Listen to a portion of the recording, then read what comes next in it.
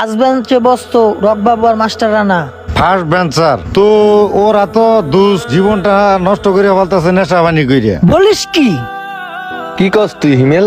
নিশাফানি করে?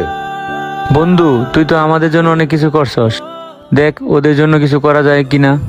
আচ্ছা তাহলে তুই ওদেরকে ডাক, আমি ওদেরকে টাকা পয়সা দিয়ে একটা ব্যবসা দিয়ে দেই। বন্ধু, এই কথাটা খুব ভালো কথা বলছিস। ঠিক আছে, আমি ওদেরকে আনাইতেছি। হ্যাঁ বাবু। হ্যাঁ হিমেল, হ, কই তুই? এই যে আছি। রানা কি তোর সাথে? রানা আমার সাথে। হিমেল ডাকছস কে? আইসস তোরা? এখন ওই যে পাপ্পু তো করে একটা ব্যবসা বাণিজ্যের ব্যবস্থা করিয়া দিব। ওদের সবকিছু বলছি, খুইলা কি বলে শুন। কিরে বন্ধু, কেমন আছোস? আলহামদুলিল্লাহ। তোর কি অবস্থা? ভালো ভালো। বন্ধু, তোদের বিষয়ে আমি শুনছি সব। তো আমি তোদের